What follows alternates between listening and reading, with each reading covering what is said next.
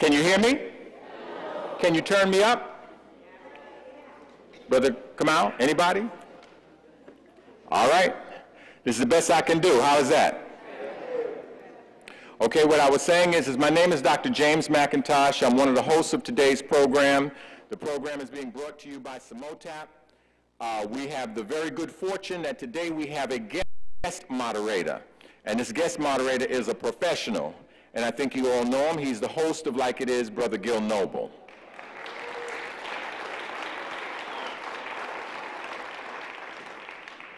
As the resident host, I have very important job functions I have to fulfill. You saw me doing one of them just now, which is carrying the heavy boxes in. But the rest of the things will be done by professionals today. So we have a very good program, a very good lineup.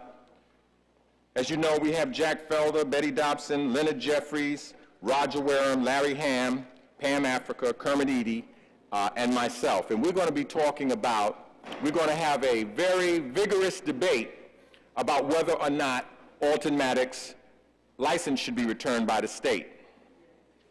Nobody who voted no had the nerve to show up, so you're only going to hear the yes side today. Then after that, we're going to have a free will offering in continuation of the mission that we're on this year. This is the year that we try to make a lie to the idea that our people do not care about our political prisoners and our POWs. If you're wondering who are our political prisoners and our POWs, they are absolutely our best.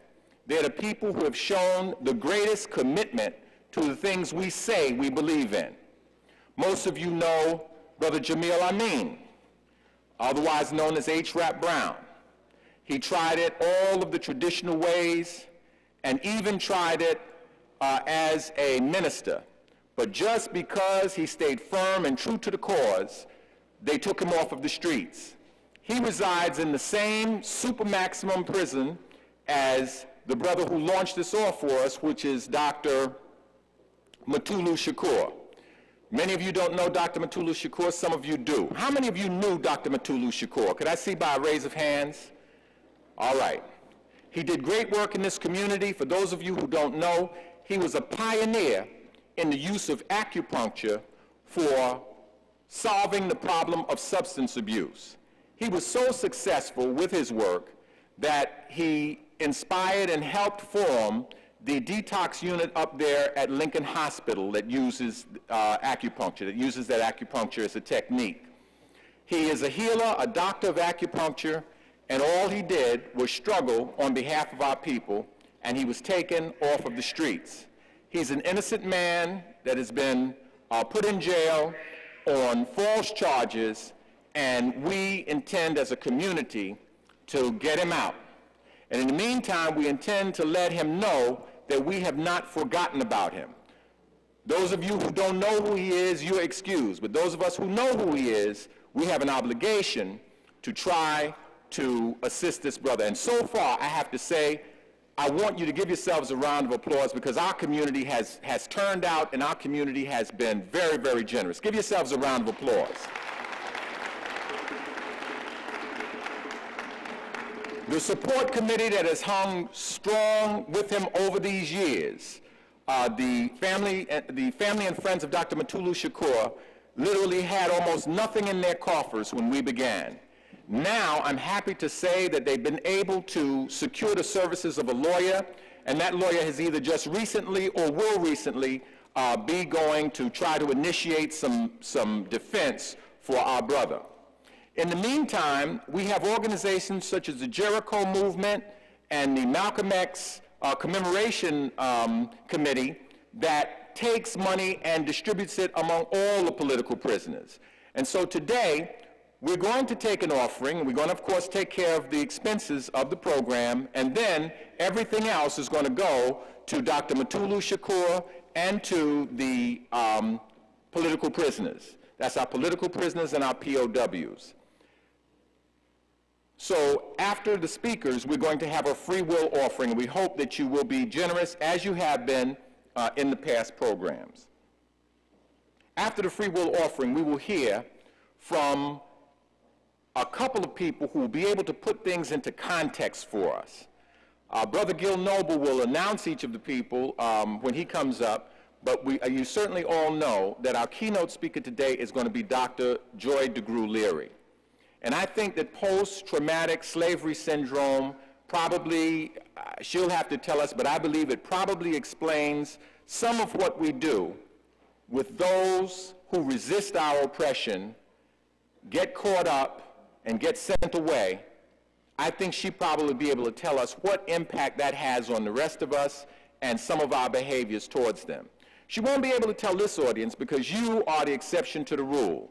You're not like the average person who never thinks of these people. You're not like the average person who won't do anything to try to secure their release. You are the ones that have been holding the line, and certainly in this last 3 months that we've been having our program, you're the ones that have been supporting these political prisoners. So before we begin, we want to begin with prayer and libation. I'm going to ask Sister Yvonne Hill to come up, and she will begin us with a prayer. Sister Yvonne Hill of CMOTAP.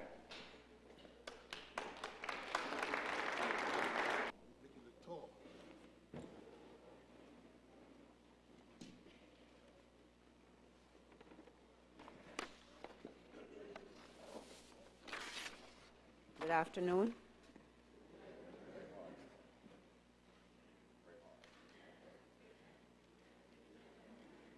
Let us pray.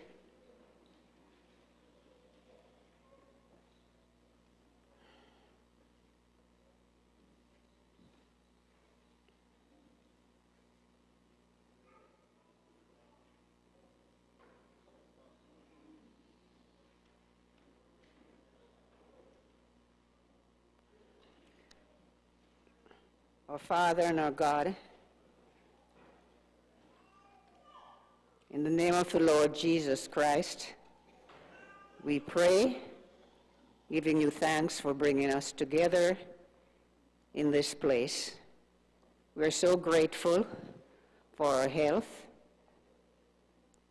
There are others who could not be here, and we also pray for them. We pray, Lord, as this message goes forth, that our hearts will be receptive and that we may leave here with a sense of having learned something to share with others. We pray for our speakers that you will grant wisdom and knowledge and understanding. May every word that is said here today be pleasing to you. This is our prayer. In the name of the Lord Jesus Christ we pray. Amen.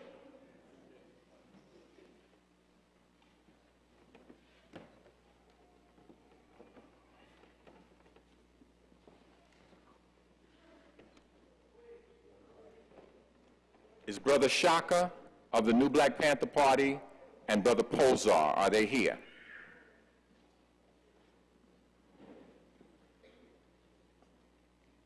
Brother Shaka, Brother Pozar. Okay. We were going to have some positive rap. I spoke to the parties this morning, but something has happened, so we move right along. Right now, I just have to go over a few debate rules that I don't think our guests at all need, but sometimes you can get surprises, so we'll just let you know. We're in this church at the generosity and benevolence of Reverend Pinckney and the Board of Directors of Salem United Methodist Church and the membership of Salem United Methodist Church. And so we want to follow the rules of this place, regardless of how any of us feel about foul language, or if we feel it's not foul, if we feel that it's just some old Anglo-Saxon words, that's okay. We can have those opinions. But while we're here, there'll be no cursing, no coming close to cursing, no N-word, no racial epithets.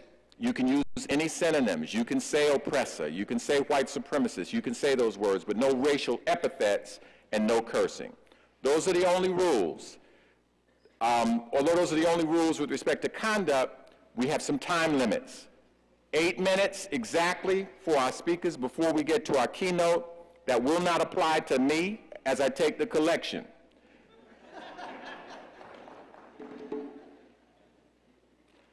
Okay. Before I introduce our speaker, I want to ask the brothers that helped bring Dr. Leary's books in today to please stand up. Please stand up. The brothers that helped, stand up.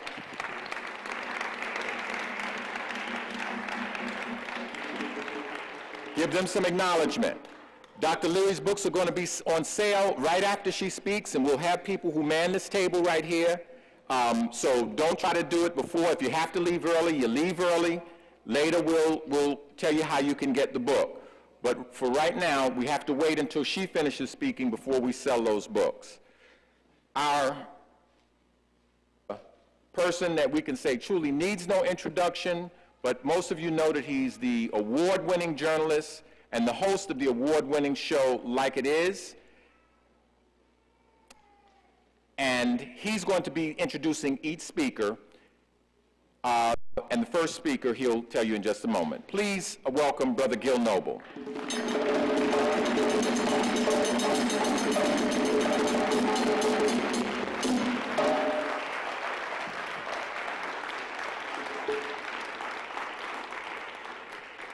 You know what I always say, don't give me too much sugar, I got diabetes.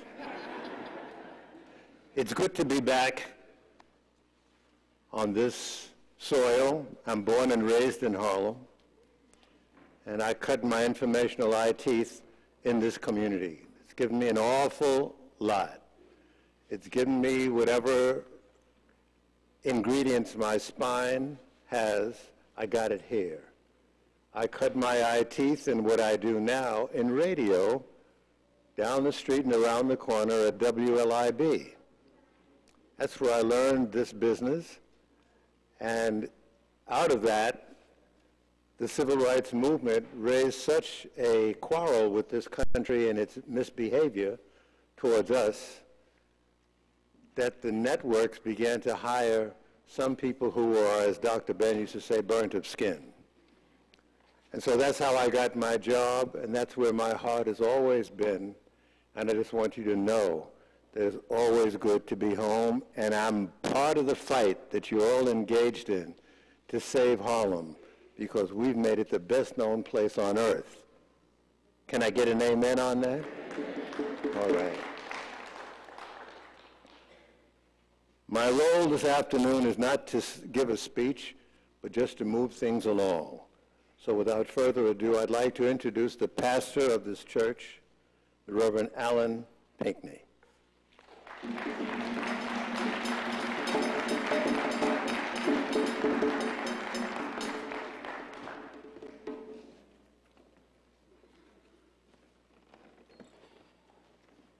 Good afternoon, everyone. I say good afternoon again. And I welcome you to Salem United Methodist Church, a church in the heart of Harlem, a church where all are welcome and where we here believe that God's love is real and that through Jesus Christ, lives can be saved and transformed. You are seated in an edifice that was built by the vision, the sacrifice, the love, the commitment, the faith of persons who in previous generations loved God and hoped for a day for us to be able to come together in unity as a community. You are here because of their efforts and their care. And this place symbolizes all that we can do when we put God first. We believe that with God, nothing is impossible. And so I greet you based on the care, the love, and commitment of our foreparents, who yet with a steady beat continued to lift up God. God bless you.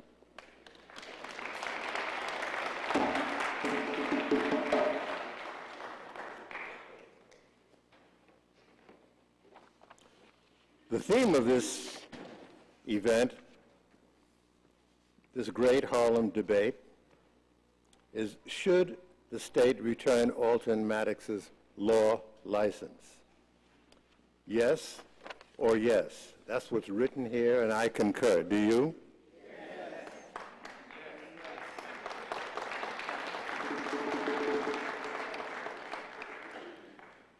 Sarah, who is the administrator and the assistant for Alton Maddox, will read a brief statement from Mr. Maddox.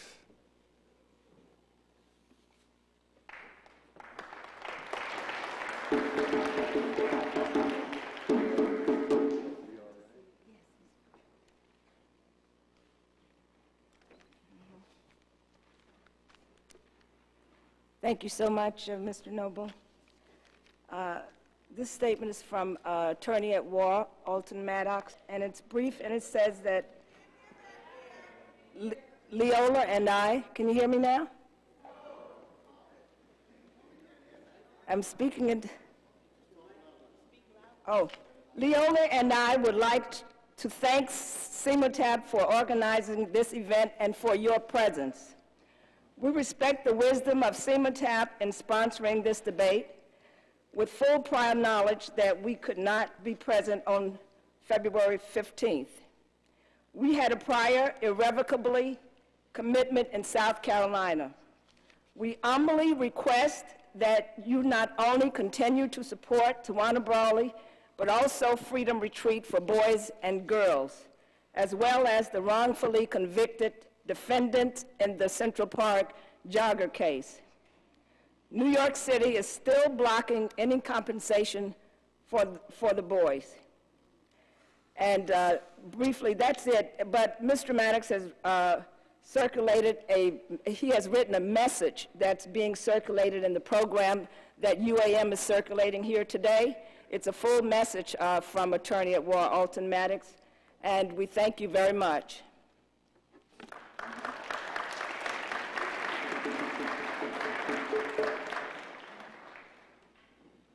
Please give her another round of applause.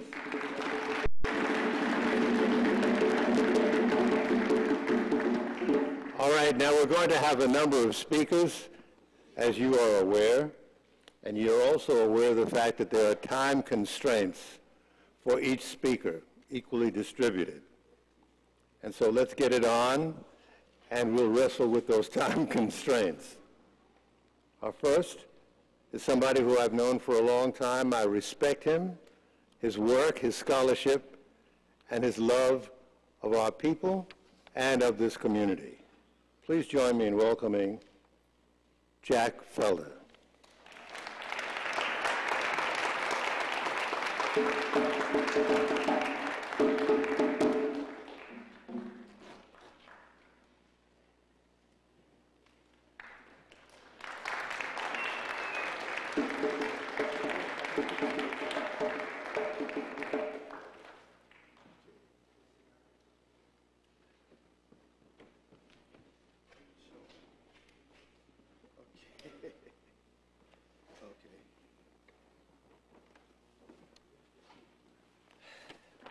Well, let me say this. I want to thank the pastor of the church for making this church available to us. I want to thank CEMATAP for respecting me enough to allow me to give my opinion about Brother Alton Maddox. But what I'm going to say today about Brother Maddox, let's put it this way. Let's hope it goes over well. Okay, should the state return Alton Maddox's law license? That's a great statement, but also we should always remember C. Vernon Mason lost his license, Colin Moore lost his license. So let's get the three brothers' license back. I remember years ago listening to the WABC radio. Bob Grant was on the radio talking about Alton Maddox and other people, and he said one thing which struck me very, I would say, anti-black. He said, let's get these three musketeers, let's get their license, let's get rid of their license. And eventually it came to pass. Now let us get to Alton Maddox losing his license. We must all remember this fight or struggle for black people against white supremacy since 1619 in this land now called the USA is a chessboard match. What I'm saying is this: white supremacy, black struggle for rights is like a chess. On one side we have the white chess, on the other side we have the black chess. When we make a move and make progress, they make a counter move to take the progress away from us, okay? Now, people have all kinds of theories, opinion of why Maddox lost his license, but I come to just two things. First, Maddox lost his law license because of two enemies: white people working in the interests of white people. Two, Negroes working in the interests of white people, or precisely Negroes working against the interests of black people. All right. If any of you are familiar with the work of Carter G. Woodson, Dr. Chancellor Williams, Dr. Ashakamosa Barashanga, or Dr. Jack Felder, Amos Wilson, Dale Jones, Dr. John Henry Clark, Dr. Ben, Dr. Francis Chris Wellesley, then you know about the Negro made in the image of the white man. The Negro made in the image of the Arabs, and the Negro made in the image of the so-called white Jews. Now, I'm here talking to you, and I'm speaking to you in a language which is a European language. It's not my language. I don't know my language. I don't know my heritage, my tribe. Most of you are speaking in the language of your oppressor. Now, how did that come to be? Let me give you an example. What I mean when I say Negroes made in the image of the white man. Black people made in the image of the white man, born in the white man hospital, fed with the white man milk, washed with the white man's soap and sponge, given the white man water to drink, clothed in the white man dress or garment, wearing the white man's shoes, taught the white man language, educated in the white man's school, trained in the white man training institute. We could go on and on and on. Now, there should be nobody who could say, well, Dr. Felder, you're wrong. Now let's flip the script and go to the other side. Made in the image of the Arabs. He bears the Arab name, dressed in the Arab clothes, eat Arab, live Arab, marry the Arab way, bears like an Arab. Dr. John Henry Clark said one time 30 years ago, he said, our people, when they get into other people's holidays or religion, they outdo the people who brought it to them. For example, we get into Christianity, and that's not Christianity because Christianity originated in Africa. What we have is white supremacist Christianity that was forced on us during the slavery time. You understand? We have a white Jesus. King James made about 50,000 changes in that Bible. We use King James. We should go back to the Aramaic Bible. That's the original Bible, the language of Jesus. Now, we could go on and on, but also I got to say the last thing I'm going to add is black people made in the image of the white impostor Jews. He worshiped a Jewish prophet. He called my God, my Lord and Savior, but cannot imagine himself believing in the African prophet, or he's programmed to reject as impossible or unnecessary. So what I'm saying is we have been the worst enemy of Alton Maddox because we have not come to his defense. We could go on.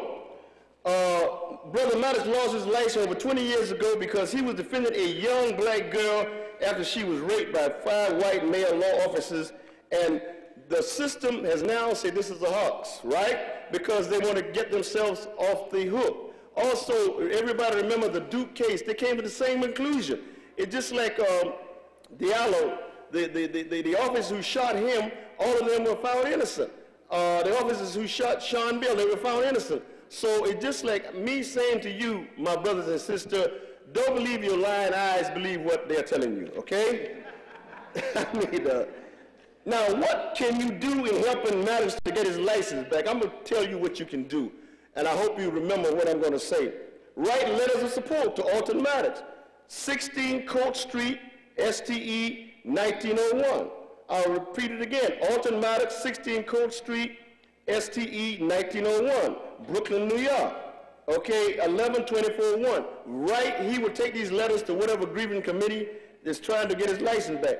Also, Wednesday night, go over to the UAM meeting to the Else Plaza, 1068 Fulton Street. That's now Classon Avenue between Franklin and Classon. You can take the Franklin Avenue train. I think that's the one you would take, okay? Now, let me just say something else to you about Maddox's license. Sometimes I think the Negro is his worst enemy. You remember O.J. had a black lawyer, Johnny Cochran. He got off, didn't he?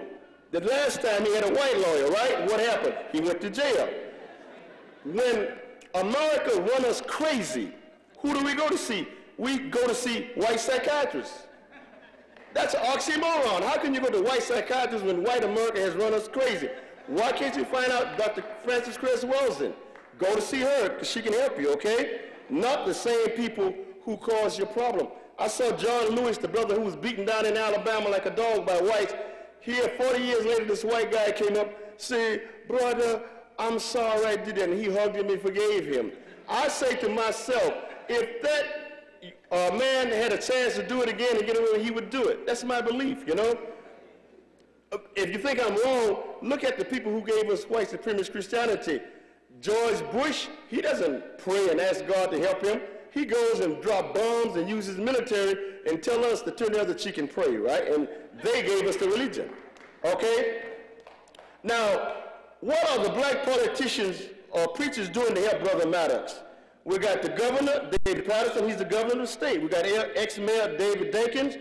We got Charlie Rayner, we got Keith Wright, Reverend Butts, Reverend Floyd Flake, Colonist Meeks, or even President Barack Obama himself, or Barack Hussein Obama. What are the black politicians and preachers doing to help Brother Maddox? You know, one of the things I want to say is that African people in this country, or I would say better still, Negroes, they are Eurocentric vision. They have a Eurocentric vision. They don't have an African-centered vision. Now, what do I mean by that? You look at the world from an African perspective. Most Negroes look at the world through white people's perspective. You understand what I'm saying? And because of that, you don't know who you are. Look in the mirror and see who you are.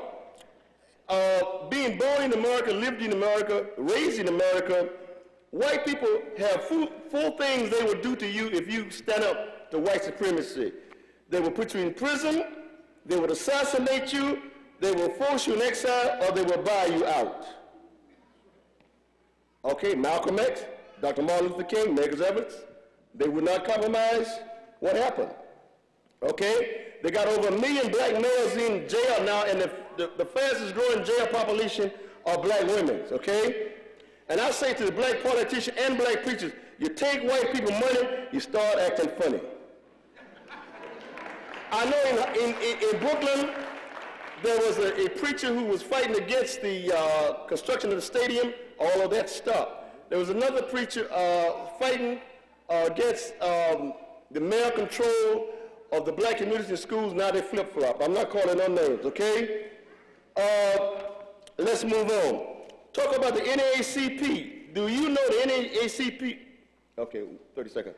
We got 30 seconds. Do you know the NAACP was created by white socialists in 1909 in Springfield, Illinois? There was a riot against Negroes. They lynched Negroes in Springfield, Illinois in 1909. They killed them. And white people later on formed the NAACP. Black people did not form that organization. They asked black people to join after they have done it. I just gave you a little bit of information, and I hope you take it. But black people, please start working in the interest of white supremacy when they take our joints and people down. Work in your own interest. Love yourself first. That's all I can say. Thank you very much.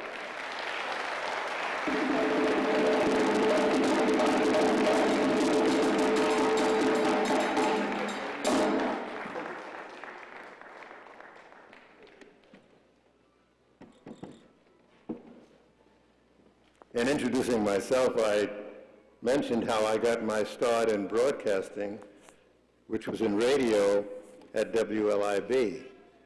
And then I moved downtown to WABC. The reason that I have been so blessed to have a job to tell the story of our people is because each of you and many, many others fought for it and gave the custodians of wrong a fit. And one of those who has consistently applied the pressure to see to it that there be some semblance of equality in broadcasting is going to be our next speaker. The co-chair of CMOTAP, the Committee to Eliminate Media Offensive to African People, Betty Dobson.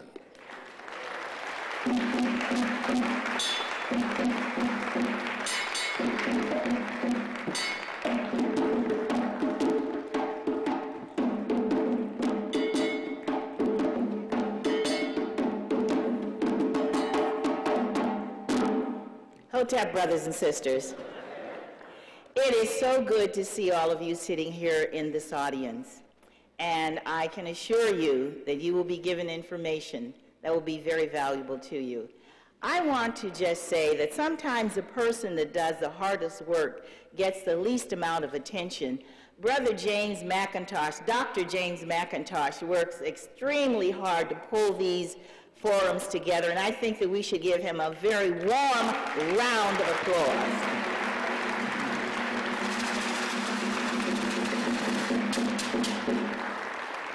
Because he is certainly deserving. Of course, Attorney Alton Maddox should have his license to practice law reinstated. Attorney Alton Maddox has been suspended or disbarred from the practice of law since 1990. I don't know, but I think this is probably one of the longest suspensions in the history of jurisprudence. It is my opinion, and the opinion of many others who had the privilege of seeing him in action in the courtroom, it's our opinion that he is being suspended not because he has done something that violated a law. They simply want to keep him out of the courtroom. You know, his technique, so brilliant, and his arguments were so successful that the corrupt judicial system could not tolerate his African presence, his African brilliance. I sat in a courtroom to watch Alton Maddox on many occasions, and I tell you, it was a thing of pure joy. I think that's the primary reason that he has not been given his license to practice law. They haven't been given back to him because they want him out of the courtroom. You see, if Alton had been one of these mediocre lawyers who would compromise principles and compromise the welfare of his clients, he would still be practicing law. But the brother was uncompromising. And after being suspended, he waited years before he was given a hearing before State Attorney General Robert Abrams. It took 4 long years before the Brooklyn Appeals Court decided that he should be suspended from the practice of law for 5 years. No credit was given to him for the previous 4 years when he was under interim suspension. Some of us had hoped that his reinstatement after State Attorney General Eliot Spitzer publicly stated that if elected, he would file a petition for Alton's reinstatement. And some of us believed it, and a lot of us didn't. And of course, he didn't keep his word.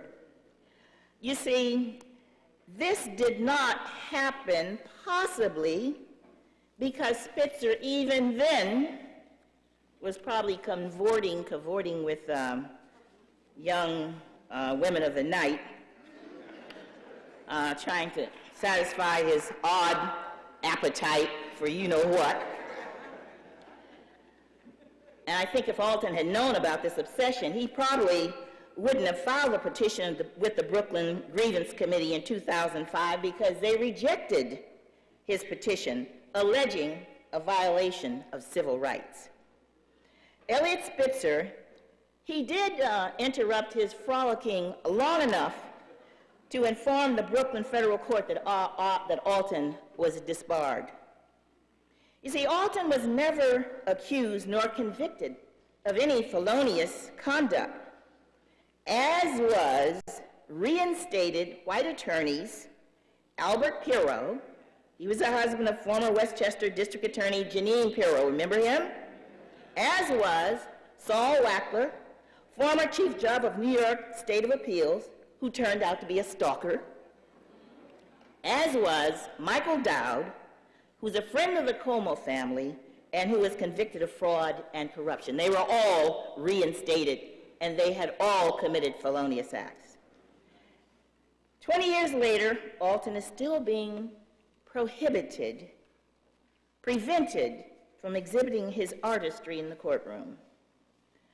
The judicial system, corrupt politicians, weak, compromised black politicians, and the New York State Bar Association, they've all participated in this conspiracy to ban our brilliant, tireless judicial warrior from practicing his craft. Of course, Alton should be reinstated. He should be reinstated, though, with reparations.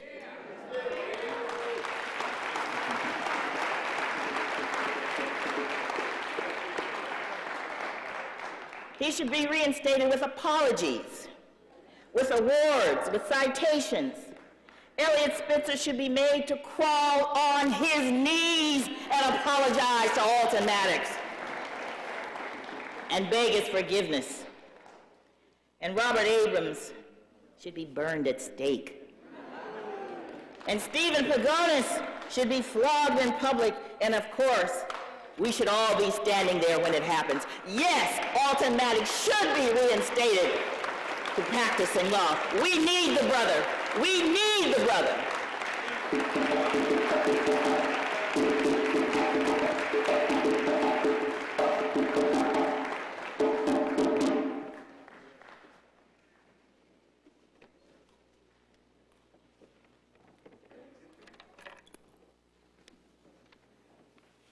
Before we go to our next speaker, I've been handed a note, and I've been asked to read this note. Dear Dr. McIntosh, my husband went to park the car. I'm not sure if he is in this building yet, but if you could announce that we are down front, I would appreciate it. Sister Ruby Schreiber.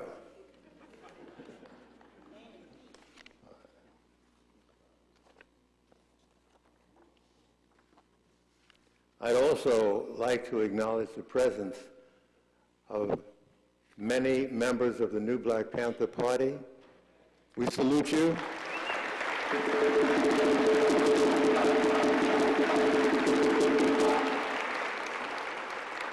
You could stand up and applaud them. Applaud them.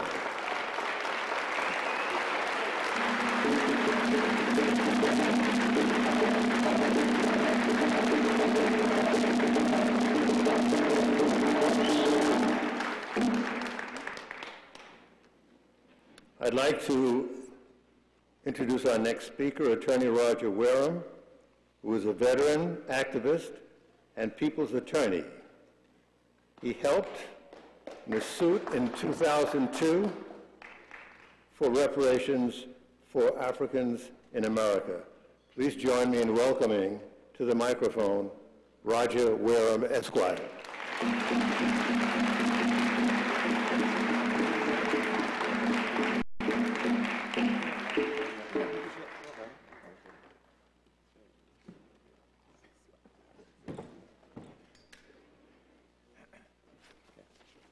Good afternoon.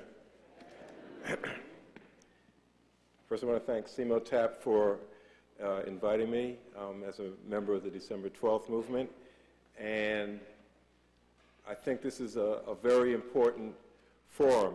First, let's just get one thing straight out the way. Whether Alton should have his license back or not is a no-brainer. We all know that, and I think that's stand here and argue for that is really preaching to the choir, right? Everybody's down with that. And the way they framed it,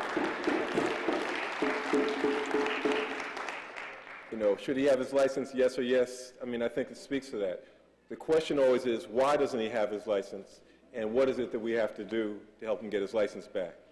And, you know, they're celebrating the 100th anniversary of the NAACP this year, and people, maybe some of the younger people won't remember, but some of us older heads will remember that it was Du Bois who said that the problem of the 20th century is the problem of the color line.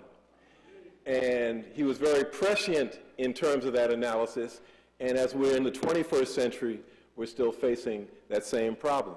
So if we want to analyze and figure out why Alton hasn't gotten his license, it's because of the same issue, the color line and white supremacy. These debates are being held for not only to enlighten our community, but to raise money for our political prisoners. And I think that's very important because sometimes we forget that those of us those who are incarcerated now were the people who are out in the street who were the activists then are now incarcerated. And sometimes we forget and we accept the labels that the system puts on that they are criminals as opposed to being very clear that they are political prisoners, that they are incarcerated because of their political activity, they're incarcerated because of their political beliefs, and they're incarcerated because of their unrelenting struggle against this system. And so I want to applaud Dr. McIntosh and CMOTAP for continuing to raise that. And I think that in that issue, I want to tie that into where we are around Alton. And I want to just look at my watch so that James doesn't have to come tapping me on my shoulder. The issue of political prisoners, in our, well, the first three of these great debates, there have been representatives from the December 12th movement. Some of you remember Viola spoke at the first one, Omowale Clay spoke at the second, and I'm speaking at this one. One of the things that we have in common, the three of us and 5 other members of the December 12th movement, is that we were political prisoners this year it'll be 25 years ago. Some of you may remember, and I know some of you remember because I know some of you, I remember some of you from the New York 8 Support Committee. And if you remember back then in 1984, Rudolph Giuliani arrested the 8 of us and charged us with being terrorists and struggling to overthrow the government of the United States, and that we had conspired to rob banks and armored cars and free political prisoners, and that we were going to jail for 200 years. And that was another one of his, he talked a lot of stuff, but you see I'm standing here, right? But I raise that because at that point, we were involved in terms of the defense of political prisoners. And that was one of the reasons why they had targeted us, because we had defended the people who were involved in the Brinks expropriation in Nyack in 1981 and any number of political prisoners, and that we had a right as an oppressed nation to struggle for our independence. After we were freed, and we were freed not, we had good lawyers, we had a fair judge, which is, it's hard to find, but most importantly, we were freed because of the people in this audience and people who aren't here today, that it was the strength and it was the force, it was the organization, it was the power, and it was the demand of our community that really led to our being freed, because the jury looked out, and every day in the courtroom, they saw us at the table as defendants, but every day they saw a courtroom full of people who looked like them, who were in support of us. And following our victory at trial, a victory in the sense that the charges that we were accused of, the ones that were going to put us in jail for 200 years, we were acquitted of. The charges that we never contested, such as weapons possession, because we took the position that we have a right to defend ourselves, and that anyone who says that they're struggling against the United States and then says they don't have anything to defend themselves is crazy. So that we had weapons in our homes. We weren't carrying them at the time we were arrested, but we had weapons in our homes. So we never contested that. We said that that was a right, and that coming out of the 60s and coming out of the experience that the predecessors to the New Black Panthers and other people in the Black liberation struggle had, that you had a right to defend yourself. And that we had a right to try and stop the FBI from getting into all our business, so that we would use coded language. We would do all sorts of things, assuming that they were tapping and listening to everything that we were doing, even at the time when we weren't sure of it. After we were arrested and we had the 2,000 hours of videotapes and audio tapes that they had been taking, then we knew that they had been doing it. But the struggle of that trial and the question of political prisoners was one that we fought for and we thought was very important, and we met with people from the Puerto Rican independence movement, in particular Filiberto Ojeda Rios, who was the head of the Macheteros, and developed a campaign called Freedom Now. And the purpose of that campaign was to take the issue of political prisoners to the United Nations, because as Malcolm had said, that we had to take our struggle outside the boundaries of the United States, outside the boundaries of civil rights, and take it to an international tribunal where we would be heard. And so we started going there in 1989, and this is 20 years later as we continue to do that. One of the lessons we learned in the United Nations, that no different than in the United States of America, when it came to the question of issues affecting people of African descent, there were always two standards. There was a standard for Europeans, and then there was a standard for African people and other people of color. And it was that double standard, that lesson of a double standard, we have to understand when we're looking at Alton's case. We have to understand that any black lawyer who's fighting will face the question of that double standard, will be held to a different standard, will not get the breaks and the chances that, as Betty talked about, that white lawyers get. And that the only counteractive to that is our ability to organize and to pressure those levers of power to force them to do what they need to do. I finished law school in 1976. For 14 years or so, I didn't do anything with the law. I took the bar in 1982, and I passed it, and I never, at that point, I did not apply for my license. And then at the point when I was starting to apply, the New York 8 case came up. And so coming out of the New York 8 case, I did have a couple of felony convictions for weapons possession and false ID and some other things, which was going to be an obstacle to me getting my license. So I just laid for, when my probation was over, I laid for 5 years, and then I applied for my license. I recommendations from people like Bruce Wright, Judge Kellis Parker, who was a law school professor of mine, and I even had numbers of people from the community. I had been working in the Center for Law and Social Justice at Medgar Evers College, and no further run-ins with the law.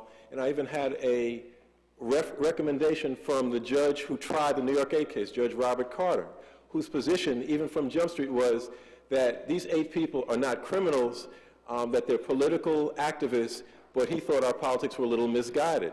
And he never could understand or agree with the fact that people had a right to armed self-defense. But he wrote a letter for my application before the grievance committee to say that he did not think that I was a criminal. So given all that, I went before the committee, I had an interview, I met with a woman, and she said, oh, I think this won't be a problem, but I have to discuss it with the other members of the committee. So I go out the room, and you don't hear anything. Then all of a sudden you hear a murmur, and you hear it getting louder and louder and louder, and then they were like shouting. So she comes out and she says, you're going to have to come back in 3 weeks before the full committee, because obviously somebody had a contradiction with that. So I went before the full committee, which was, I forget how many attorneys it was. I think they were all white except for one black woman, Cora Walker, some of you may know. And they started to grill me and ask me, I think the stupidest question they asked me was, if you're in court and a judge denies your motion, will you go up and grab him and punch him? So I assumed this was really a test of either my patience or whether I was going to go off on them. And so I just ignored that question. Cora Walker was, at that point, was the one who fed me the questions that got me over with that committee. And it's a different situation at all because they hadn't taken my license. This was really my application for it. And if she hadn't been there, I probably would not have gotten it to this day, even though I had all of the, whatever they said I needed, that I had. And I think the lesson always is, if you have people in those positions, we need to pressure them to do what's right. It's no point just having a black face in a place and they're just occupying space. In terms of Alton and in terms of another case that was mentioned, the Central Park 5, Tarif Warren and I worked and Lennox Hines worked in terms of getting their convictions overturned. And that was very successful once again because there was tremendous support from the community.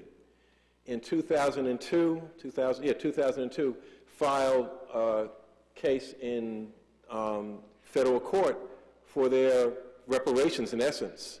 It's now 2009 and discovery is barely beginning.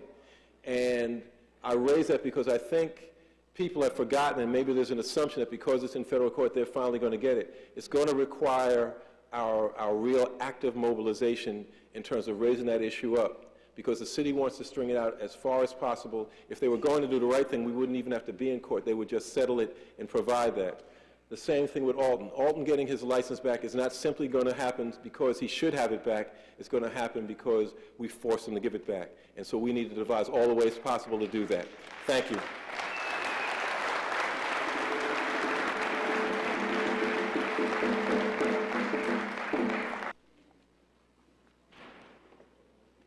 Before introducing our next speaker, I'd just like to share something with you.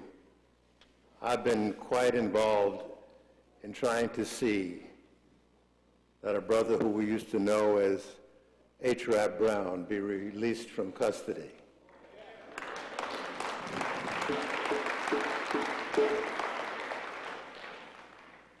And I want you to know that I was privileged to be able to have a short conversation with him from behind bars when he was in Reidsville. He's now elsewhere in this country in excruciating conditions. We had a very, very short talk, and I said, how are you doing? And he said, never mind that, Gil. He said, is there anything you need? This is the kind of man we're dealing with. With all that he's catching and has caught, he'd ask me a question like that, is there anything that you need? And so I had to swallow and get myself together, and I said, brother, what I really need is your freedom. All right?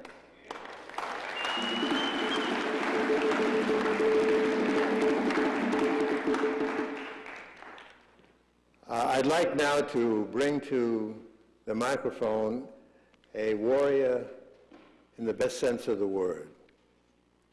He has stood up for Like It Is. He stood up for black people. He stood up for Africa. He stood up for Dr. Ben. He stood up for our story. He's an academician, and he's got nothing but some spine. Please join me in welcoming Dr. Leonard Jeffries.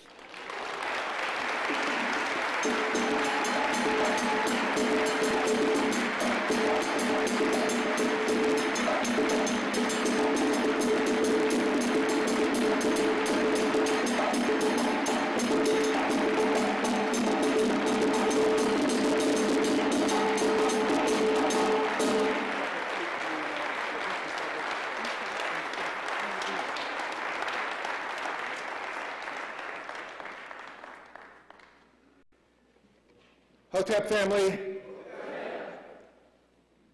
Black Power family, Free the Land family, and make way for Attorney Alton Maddox. We are blessed to have in our midst this enormous spirit that has come up from Georgia and found a place in New York. And so I'm glad that we have given the third great debate in Harlem the question of should the state of New York return Alton Maddox's law license. Clearly, from me and mine, it is yes. And so we have to proceed from there. What can we do to make sure that this happens? And you've heard from some of my partners who have given you some clear ideas on what should be. First of all, the clear-away items of importance. Let's give our support and acknowledgement to CIMOTAP, led by Queen Mother Betty Dotson, and our great brother, Dr. McIntosh.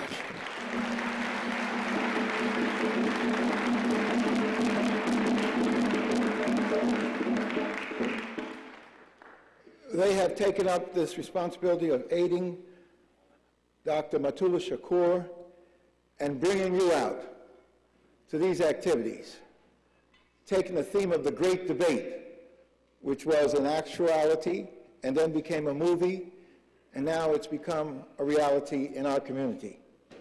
And let's thank this great church and its leadership for allowing us to be here to have this great debate. And I see I'm getting all kinds of nods from the elders, Sybil Williams Clark, John Clark's widow, from Mother Kefa. I see Fanny Clark is there. I couldn't swing by and pick you up, but Fanny made it here herself, a real supporter of Attorney Ultimax. And I saw our sister, Ollie McLean, say, yes, Dr. J, lay it on him. And certainly, it's important to join our sister warriors. Pam, Africa. Hey, hey. And then our special Joy, Dr. Joy, who has helped us clarify things. And then, sitting next to her, like none others, our Queen Mother of Queen Mothers, Regent Adelaide Sanford.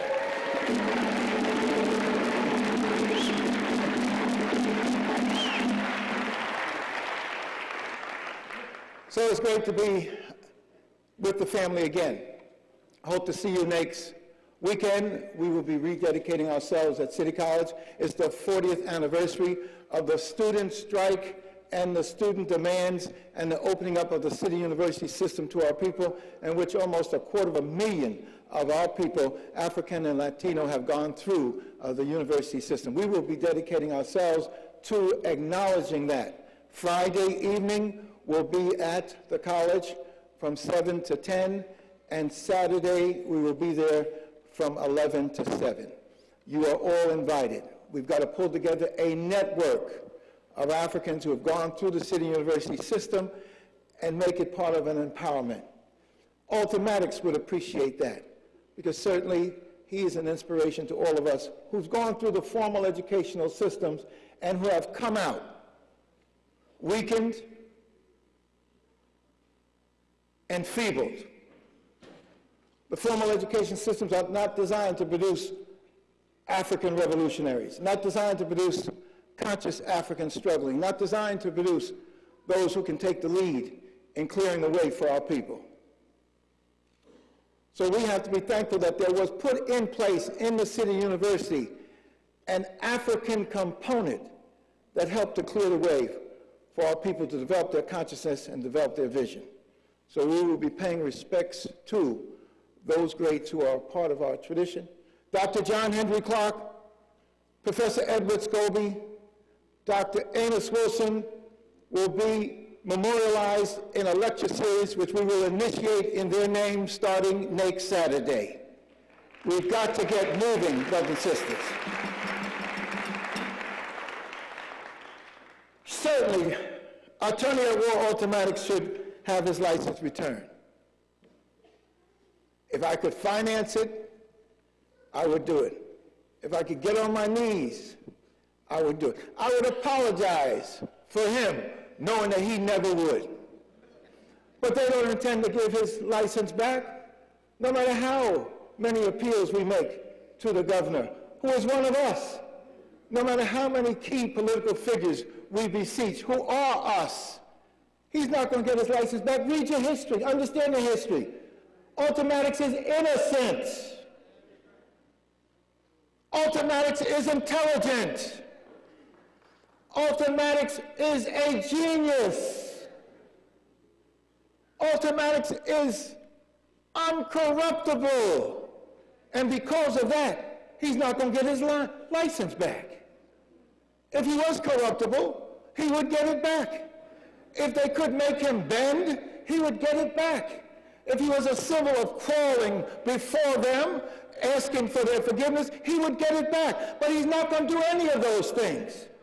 So we're going to have to put our geniuses together and figure out how we're going to let this brother stand and be a man and get his license back. We're going to have to figure that out.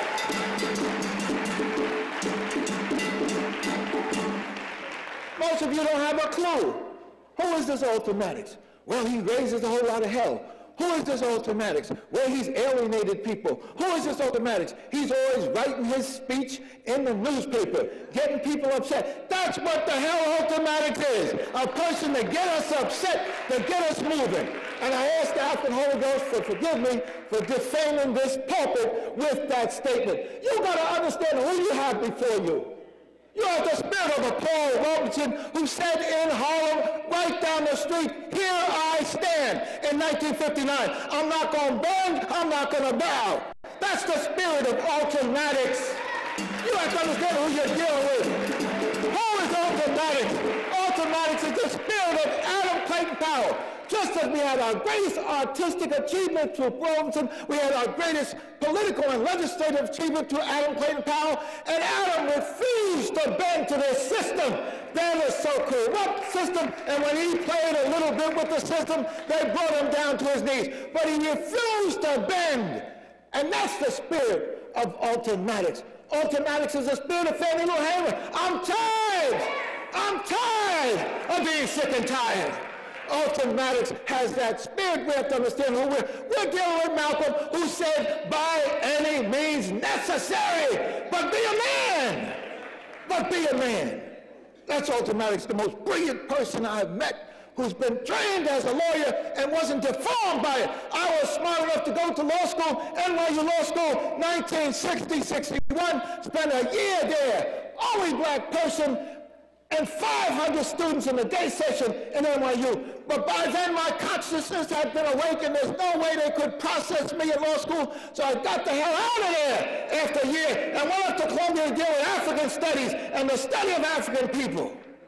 Anybody who goes through the law program is being processed to turn against the spirit of African peoples, to turn on African peoples, to be something other than an African. We have to understand what this brother has carried. For 20 years, he's carried your respect when you were ready to throw it away. For 20 years, he's been an inspiration to young people. For 20 years, he's maintained an organization called the United African Movement on his back. And you haven't been there to help him. 20 years. You have to understand what this brother is. A brother who fought back. That's why I want you all to come out next week. Next week, we'll have a chance to talk about a number of things that I have on my heart. And I understand this setup. It's supposed to work that way because we got so many people here. But there's no need for me to start talking about Alton Maddox and not letting you know how I feel about him. How do I feel about him? What do I feel about him? Because I know what they can do to the greatest of us. Bring us down, keep us down, crush us, because they did it to me. At the same time they were doing it to Alton. One of your greatest scholars was brought down and smashed and crushed. Your greatest TV media person has been going through hell every day that he has been producing something for you. You have to understand what this struggle is all about. And come together as African peoples and understand that you're on a victorious path. This is not a question of a defeat. This is a question of a victory. I'm at City College not because I've been defeated. I'm at City College because it's victorious. Alton is trying to hang on to the legal profession not because he's been defeated, because he knows there needs to be a symbol of a lawyer who is an unforgiving African and who is not going to fail you. We need that. So many of our lawyers are sending our people off to jail. So many of our lawyers are watching our houses be stolen. So many of our lawyers are letting our bank accounts be disturbed. So many of our lawyers are preparing a way for the system to mess with our institutions. So we need a symbol, and we got it. Alton Maddox is guilty of being a black man. Ultimax is being a strong black man. Ultimax is being a husband of a great woman warrior, Leola Maddox. Ultimax is guilty of trying to fight for his grandchildren. Ultimax is guilty of standing next to me when people were running away with the name Jeffrey, scaring them to death. Alton stood up for me, so I'm going to stand up for him. Ultimax is innocent. His only guilt is that he has fought and he has been ready to die for African peoples. Wish that more of you would be in that way with our people and our warrior. Thank you very much.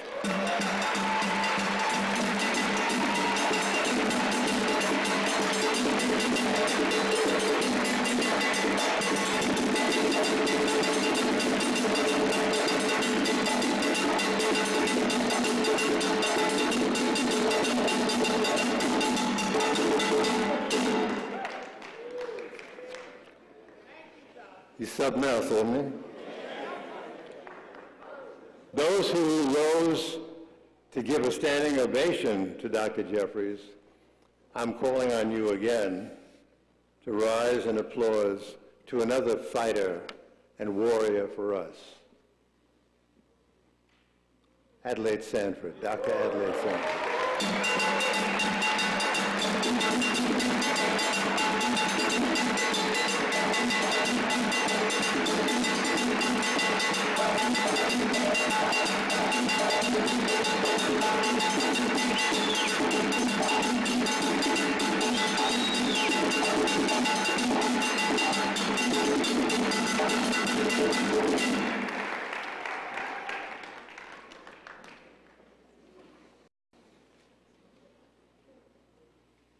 From me to you, Addie, 1,000 thank yous. Our next speaker is Dr. Joe Bragg. He's a minister and a veteran broadcaster.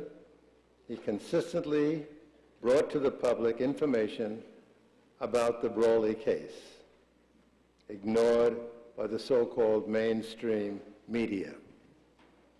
Joe Bragg is a hero of mine and a long-term associate and friend. Please stand up and give this brother a standing ovation. Joe Bragg.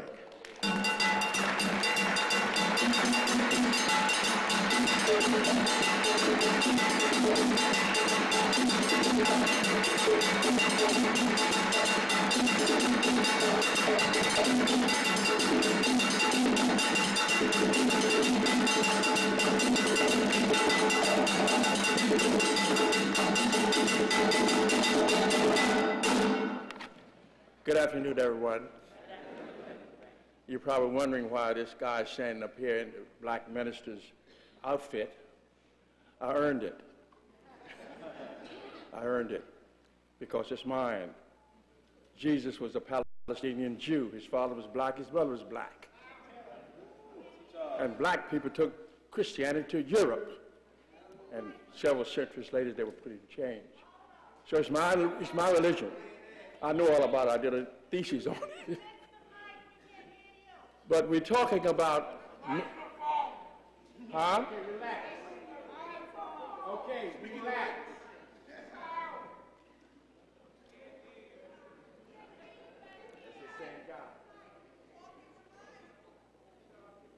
Those of you who are 40 years old and older, you heard me on the radio. My first story, April 4th, 1968, was to cover Dr. King, who was murdered. And from there, I worked in Room 9 for more than 35 years. The reason why I was able to stay there for a long time, because I didn't accept any money. I was offered all kinds of money to work for the politicians and write stories, but I didn't do it. I knew in those days, if I had taken a dime, I would have been fired from my job in a minute, out in the cold. And I wouldn't have been able to do what I was supposed to do, tell the truth about those politicians and what they were doing to all poor people and black people and other minorities, other folks that are trying to come up. And I did that. I was covering automatics in the early 80s before Tawana Brawley case broke. They had been trying to take his license and get him out of the business of being a first-class lawyer like he is for years. And around 82, 83, somewhere in there, attorneys far away as Chicago would come and stand with him in the well while he won his case against a judge who had brought the charges against him, just wanted to put him in jail. And before the Tawana Brawley case, there were others that I went to court with him. I was in the court when the court officers tried to beat him up out there in Brooklyn. And I testified before a panel of 3 judges on his behalf, because the truth is what we speak about. Youngsters, I taught broadcast journalism at St. John University for 4 years. I told the guy, head of communications, I've never taught it in college. He said, oh, I'm looking at your resume. I don't have anybody to top you. You can just talk for an hour in that classroom and that'll be enough. But I did my research work and I did it. And I told the youngsters, I had a UN class, all kinds of people in there. I said, I'm not asking you to be like me because I know you have mortgages and all that stuff, but don't sell yourself too short. I said, I didn't take money from these people. That's why I can ask them tough questions. The governor, Kerry, and everybody, tough questions.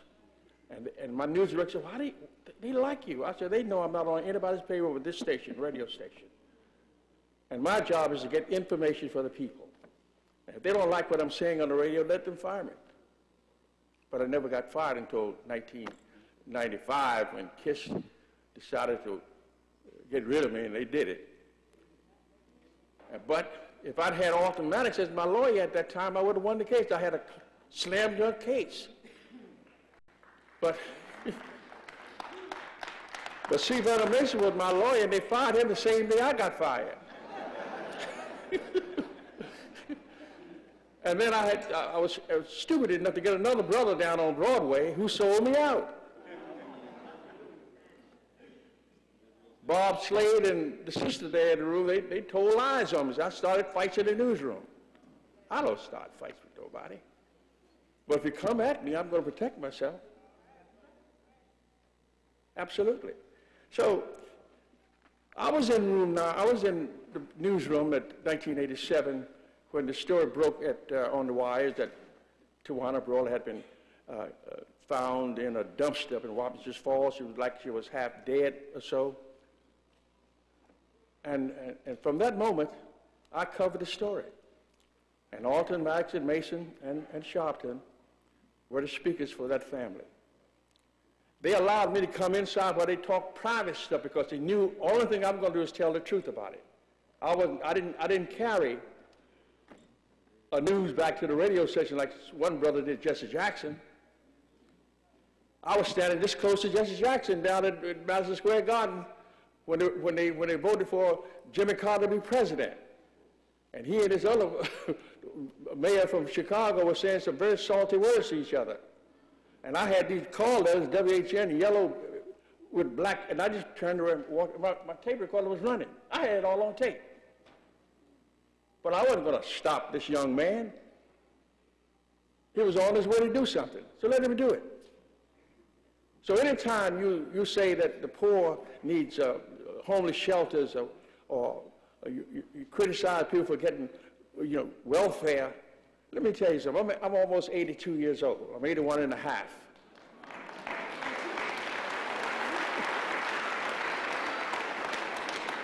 And I remember the relief program when I was growing up in Washington, D.C. And I used to go to that place and collect the old tired food that they gave us. But whatever you get now, they owe it to you because you built the country.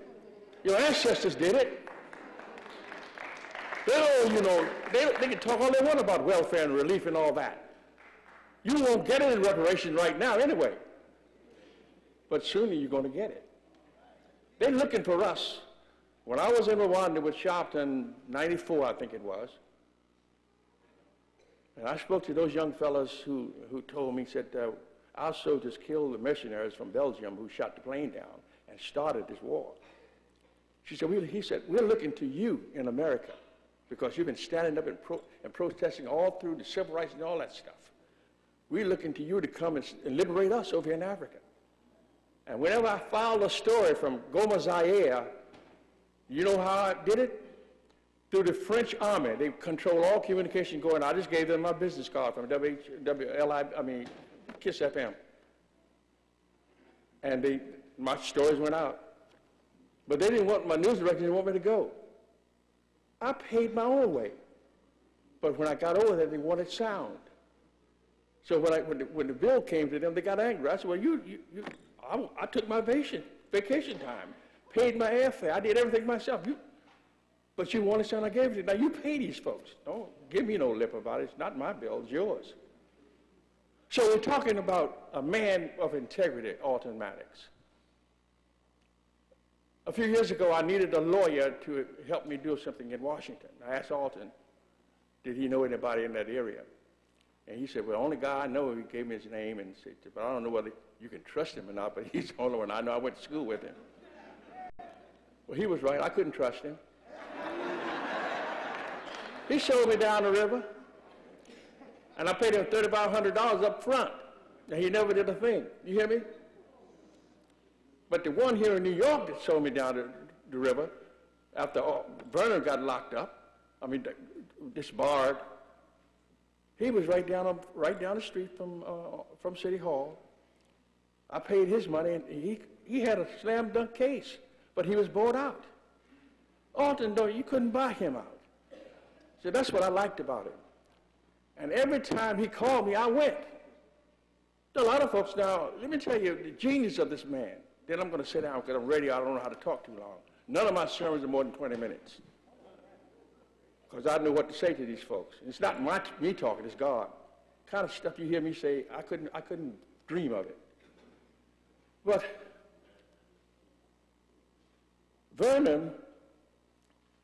Alton Maddox defeated Bob Abrams, knocked every count down, about 74 against Reverend Al Sharpton. Everyone, with his brilliancy. He didn't have to pay a dime because when he said Stephen Pagonis and 5 others kidnapped Tawana Brawley and captured her and raped her, he was telling the truth. So a jury, a little small petite jury up there in West Wabash Fall agreed with him. So he never paid him a dime because his brain brought the truth out. So Alton Maddox, I was allowed, when they left Albany, we went to the Baptist Church in Queens. The pastor there is dead now. But then he was forced to kick out the Tawana Brawley family. But he went to Dr. Jones' church in Brooklyn, Bethany Baptist Church. And nothing they could do about that. Because he was just as strong as Alton. In his field, he was strong. And I tell you, in those, there were some horrible days. HN sent me out to get some reaction from a strong black leader to the opposite of what Nixon had just said on air about black folks and some other stuff. So I went to Dr. Jones, and I waited for him for about 6-7 hours before we were able to interview him, and I did it. And when I came back to the station, they told me we can't put this on. I said, what are you talking about? He said, it's too strong. I said, what do you mean? He's just telling the truth. I don't remember all the words he said. Nixon's arrogance of power.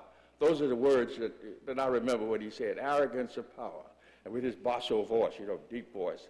I guess he scared the daylights out of this young fellow. So they didn't run it on the air.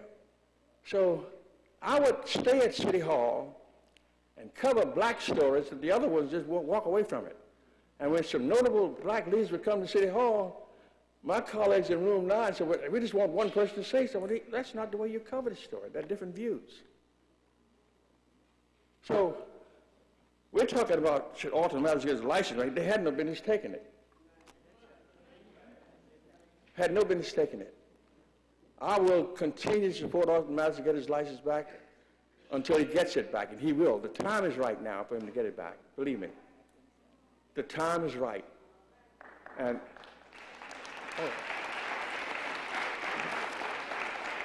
and because the time is right, he's going to win his own case and get his license back because I don't know a practicing black attorney out there now can touch his brain. So we just have to stand together. Whenever they call you, come, like I came. You know, I could be home looking at my grandkids or something. I got great grands, you know, 8 of them. So then my oldest brother's wife named her 3rd son after me. So I got Joe Bragg the 2nd and 3rd and 4th all down the line. And they're going to continue to do it. But I don't ever see them to come to a funeral. Then I see all these folks. But I'm telling you, we don't have a lawyer in the country with the brilliance of Alton Maddox. And we need him back. Thank you very much.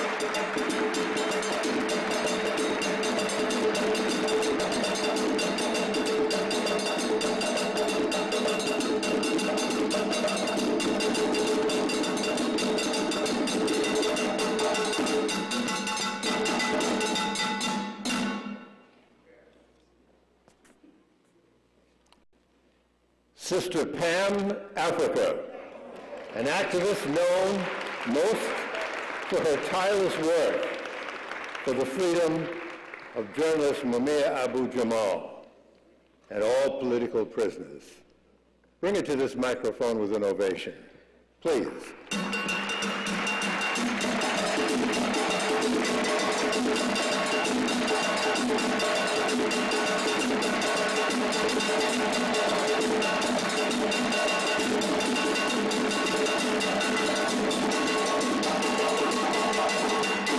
On the move.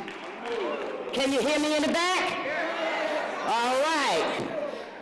I first want to thank Seymour Tapp, and it's an honor sitting over here with all the brothers and sisters over here with me, but it's also an honor to be here with all the brothers and sisters that's been on the front line for the duration of this campaign to get Alton back his license.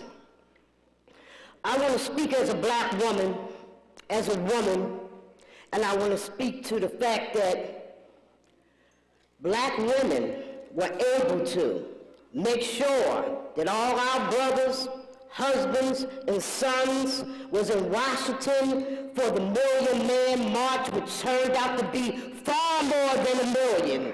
So many millions that they didn't even want to say. Then also, we came together when it came time, when we want to send a loud message that poor black women had the power to turn this sucker upside down. We brought 2.5 million women with their children and their husbands and the brothers that was looking for some fine sisters who had some intelligence, and everybody was there for every kind of reason.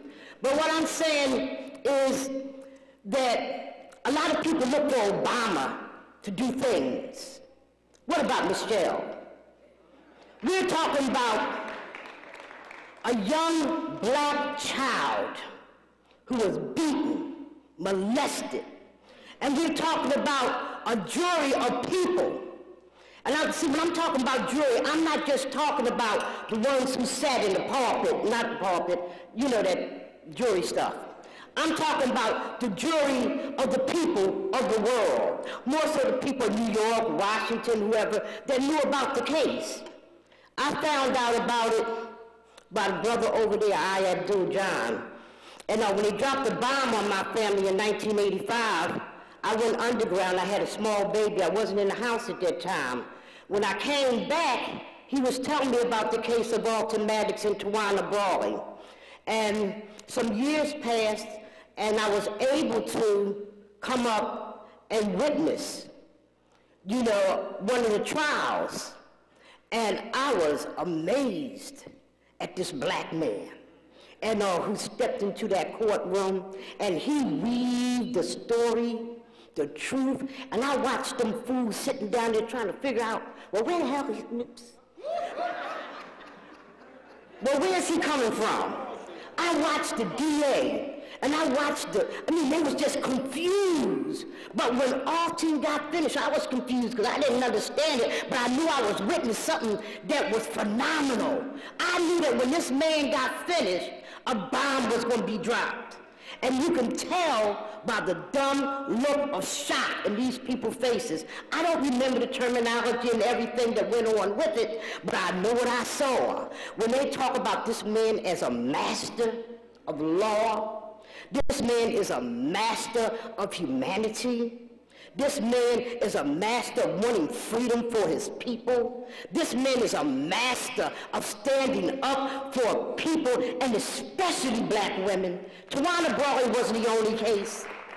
I know for a fact, when a young black girl was raped, she might have been 13 or 12 in Philadelphia. She came down for a Phillies game. She came from New York. I think they said it was Jamaica, New York. She was raped by some white youth. And it wasn't until we called Alton Maddox up and told him what was going on in Philadelphia that Brother Barashanger was able to get some help. I'm looking out in the audience, and I see some of these warriors that came down in Philadelphia, and we did the thing in there, you know? I'm saying, you know, this man, he didn't question it and say, you know, ask me questions. Next thing I know is a whole busload of fiery people who could not accept this thing happening here. I say that to say the issue with the women, and we got a job to do. We got a job to do. And in the elderly homes, and a lot of the women is looking for something to do, and the brothers for something to do. I'm saying, I think that we need to start going into them homes, because see, a lot of us is working 2 jobs, 3 jobs, can't get out like we used to back in the day when we could fill the streets. And but there are people who want to do something, and they're the forgotten people. Okay? Let's start going into these places and teaching them about the case of Tawana Brawley. Because see, not only do Alton need money, he needs numbers. And I'm saying, not only do America need to see when they put a black man before him for us to become president, what our feelings are. We have got to make them see us and feel us and make them understand, like Alton understand. He's, you know, his license is one thing and he's fighting for it, but he's also fighting for the reputation of Tawana Brawley, a victim who was so viciously beaten and raped and burned, and then to turn around and become a victim in that courtroom. You know, Alton couldn't stand for that. He backed the whole thing up and put his life on the line. And I love Leola Maddox, and for being a strong black woman to stand behind that black man, because she couldn't take it either. Let's pull together monies that is needed. Let's pull together more people. And let's demand that Michelle Obama look at this case. I'm saying what happened in the 50s, the 60s, the 40s, and as far back as you can go. We're supposed to do something about that. We're supposed to let people remember these things. But most of all, we must make them remember that it's not over. It's not over. The longevity of 20 years this man has sacrificed to make sure that we as women, we as men, I'm telling you, some strong black men and youth who have stood beside Alton. I know, I've seen them, I witnessed them, I marched with them, I fought with them in the streets, and you know, I'm saying, we got a job to do. You know, it's good coming here and pointing out. I'm saying that all of us know it's wrong, but I'm saying we got to lift our ante a whole lot more. And Patterson don't live on the moon, neither do his wife. I'm saying, you know, we must appeal to that which is appealable. How can another woman sit by and know the story of Tawana Brawley, who was written so well by Dr. McIntosh? I think that everyone, if you don't have that book, you should get the book. And because there's a lot of lies. In Philadelphia, people said to me, oh, that Tawana Brawley thing was a hoax. And you know, oh, Alton, you know, he just wanna, he just should have, He could have had his license if he only did what they told him to do. Well, see, that's what people said about us. And that's what they said about Black Jesus. That's what they said about him. Oh, come on now. See, now look, Jesus didn't have a whole lot of fans back then. Just like Alton don't have a whole lot of fans now. Anybody who stand on the front line, Martin didn't. When he took the stronger line now, he didn't have a whole lot of people behind him. In the beginning. I mean, in the beginning he did, but the stronger Malcolm got, the farther people were saying, oh God, Malcolm went crazy. That's what they say about Alton. And that's what I love about Alton and his people and majority of people here, because we crazy, because we demand freedom. And we don't step back down, bow down, and I'm saying, we come straight forward. So let's do that for Alton. And let's think about things that, we can do. We can raise some money here for Matua, and we got to raise money for Matua here tonight. And, but we got to raise money for Alton. And we got to talk about ways of going and getting more support for Alton. And I'm telling you, them elders is waiting. Some of them just want you to, be able to look here, honey, if you can just push me in that wheelchair, baby, if you can just get me a ride there, I'll be there. Let's go into them places and tap this source of revolution, the ones that felt it from way back when, and them young brothers that rap on them corners and things, they're looking for that something. And this is it. This is not the only it, but it's the one that we're talking about tonight. And I'm saying, I am so proud and to have met Alton Maddox. I am so proud that when Mumia was, in federal court, and we told him about what was going down there, he flew from New York on down. I have to look at every man was standing right there in the courtroom. Alton don't have a whole lot of money, but wherever there is a cause, he's there. And I'm saying we got to do for Alton what Alton has done for us. I'm saying when we want to drink water, we don't sit there and say, I want that bottle of water. I'm so thirsty. Oh my God, I want that bottle of water. I just need to quench my thirst. It's not until you get up or somebody turn around and hand it to you and you turn around and gulp it down do you get it. So I'm saying, let's drink freedom. Let's drink resistance. Let's stand with Malcolm. If they say he crazy, I know I'm crazy. The term, when they turn people crazy is when people stand up and resist.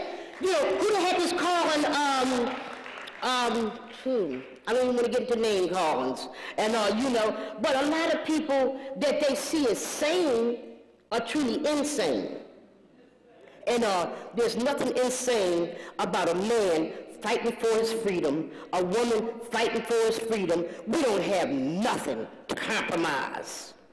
People have been compromising too long. That's why we're in the situation that we're in. And I'm saying long live Martin. Oh gosh. Long live Martin too. But long live Alton Maddox for taking the stand that brought us all here today. And I'm saying when we leave out of here today, don't forget, you got churches on the corner, and I know you didn't tap some of them, and we got those elderly that we must go into these places and tap. That's what I'm doing for Mumia right now. And can I say this right quick, because I know my 8 minutes is up. On April the 26th, there's going to be a great debate here. And the issue is going to be the death penalty in the case of Mumia Abu-Jamal, the black community response. This is going to be taped, and it's going to Michelle Obama. Because the SCLC, the NAACP, and the National Conference of Black Lawyers, the National Conference of Black Legislators, all of them said that Mumia did not have a fair trial. So how can they allow Lynn Abraham, a white racist, to stand up and say, I'm going to see to it that Mumia get killed? We at the final here. We're at the final here. Her decision is whether she's going to kill Mumia or give him life in prison without the possibility of parole. And I'm saying, and we never should have been there. So I'm saying that's what that debate is going to be about. But it's more so about what are we going to do? What are we going to do? How can we have a worldwide movement who know about this case? How can we have countries, France? We're bringing people from Bolivia, from Venezuela here, from France, from Africa here, unions, the people who shut their entire West Coast down to show our opposition to it. We're going to give it all to Michelle. Black women, stand up. On the move. Long live revolution. Long live John Africa. Resist. Long live the power of resistance. On the move.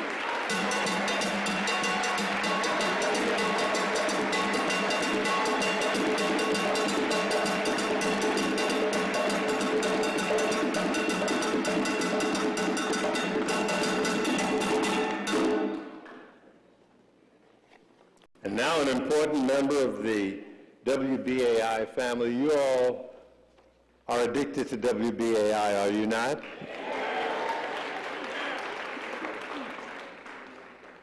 Then let me have the privilege of introducing to you Kalia Washington.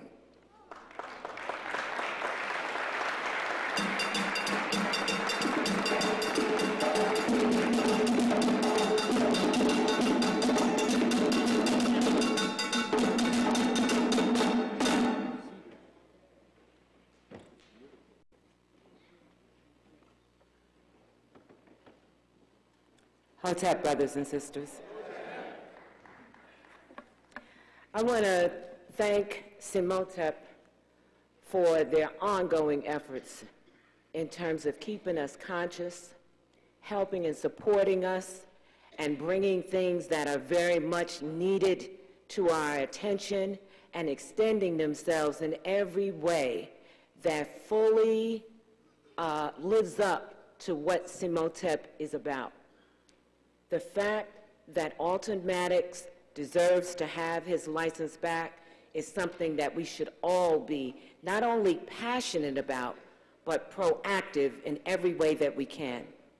And I thank Simotep for giving me a few minutes to speak about something else that I am very passionate about, and that's WBAI. How many of you are listeners to WBAI?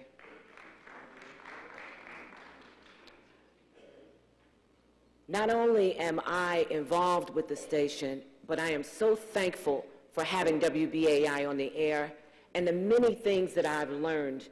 I consider WBAI to be our drum, to be a part of our life force. As a result of listening to WBAI, you know, you love your people, but when you see them do certain things, you know something is not right. And then you listen to WBAI, and you hear a sister like Dr. Joy DeGruy break down the concept of the post-traumatic slave syndrome, and you know in your heart, that's it. I remember when I was a young single mom trying to raise my children, doing a good job, but also trying to combat a lot of the negative elements around me. And it was hearing a program on WBAI about transcendental meditation that showed me how to go inside myself and fuse stuff out. Too many times I've turned on the radio when BAI was having a fundraiser and listened to my friend, my brother, Bernard White, playing some music, some jazz, some poetry, some spirituality. I mean, there would be days when you had something else to do and you could not move away from the radio. And WBAI is not only a light force, but it is something that has lifted us up. It's something that we can believe in. It is something that has educated and enlightened us, but it's also a life force, not just for us, but for those who are sick and shut in and handicapped. It's an alternative. It is a reality check. And most importantly, I don't know if you really take it personally, but WBAI is ours. And you know, when you have something, anything worth having is worth taking care of. And I know that through the years, when you could, if you could, you donated. And I know that you've noticed that we've started having more and more fundraisers. We've been having a few problems with our premiums because just like everything else, WBAI has been subject to phenomenal financial cutbacks. And I don't want to use scare tactics and tell you that if we cannot sustain and increase, that we won't be there. But how many times have you turned on your radio station and your favorite station is gone? So I'm telling you, this is ours. And in order for us to thrive, we need more of you. We need more of your input. If you hear a fundraiser like we have now, don't say to yourself, they're asking for money again. Trust me, we don't ask unless we need it. And if you hear us more, that is our reality. So I've gotten to the point now where I carry the pledge cards with me. I don't have to wait for a fund drive because you never know. So I'm going to give out these pledge forms. If you can, fine. If not, when you can, please too. But also, as a result of the many cutbacks that we've had, we've lost several members of our staff and might lose even more. We need volunteers. And I respect you, and I love you, and I would be able to appreciate you even more if you could find a way to come in and give us a hand on the phones when we have a fund drive, in the premium department, so you won't be complaining about not getting your premiums. I know on the air, it sounds good. They work real hard at making that happen. But how many times have you washed yourself up and fixed yourself up and went out with your head held high, knowing all kinds of chaos was going on in your life? Help us maintain and improve the quality of our lives. As we go through these tough economic times, you've got to have your priorities in order. And for me, I know I'm willing to let go and forego a lot of things. But I know that based on what I've gotten, what I'm willing to give, and what I know I continue to receive from WBAI, that I don't want that to be one of the things that I have to let go of. I hope you will share my sentiments.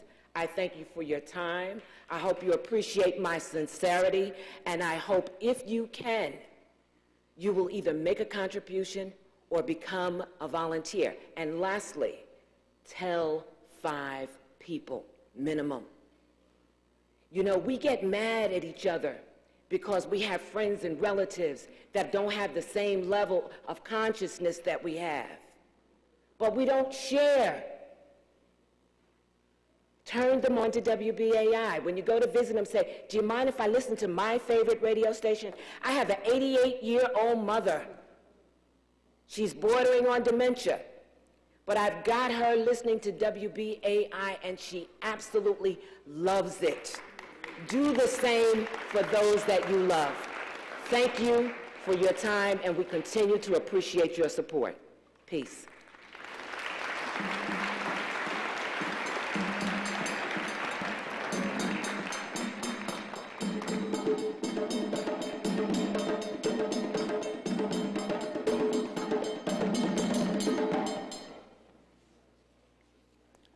There's a list of acknowledgments that I would like to go down and ask your support in saluting them.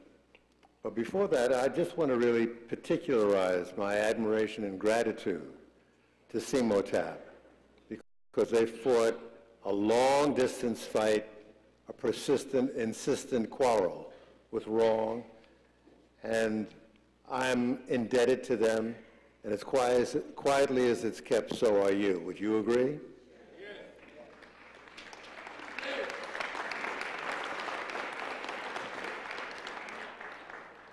I'd like to just run down a few names and ask you to respond with applause and acknowledgement of praise.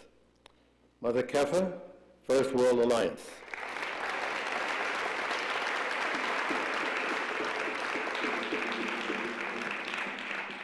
Bernard White, WBAI.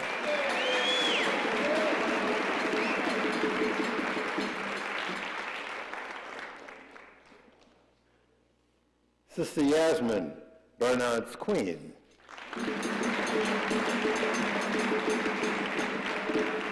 Brother Lamont Mohammed, Final Call.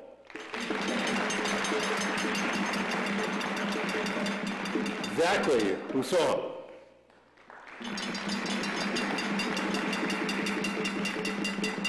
Brother and Sister Fuller. Brother Winston Green of Simotap.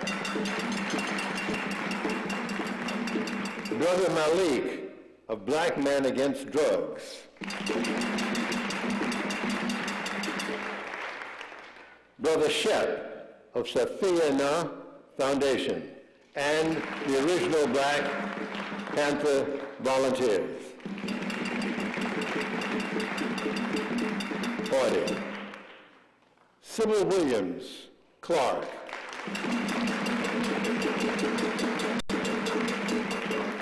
There she is right there.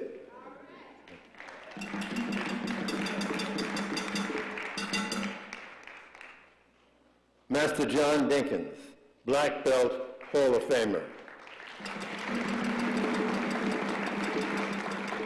Dr. Clinton Crawford, Medgar Evers College.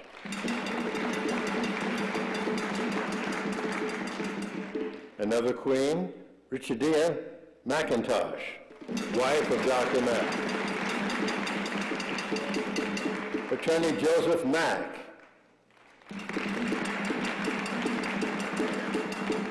And in absentia, two people who are very close to my heart and yours. Ilambe Brath.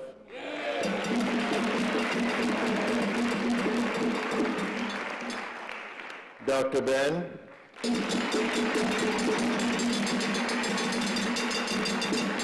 And lastly, Herman Ferguson.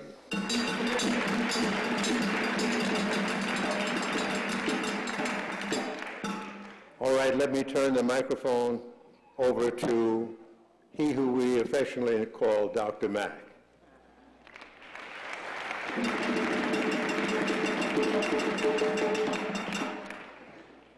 I'm glad that was affectionate, right?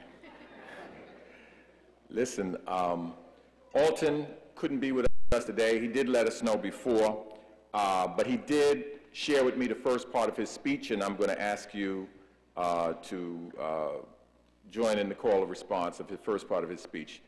No justice! No peace! No justice! No peace! No justice! No peace! What do you want? Justice! When do you want it? Now! What do you want? Justice! When do you want it? Now! Hug the person next to him, next to you, tell them you love them because they're an African.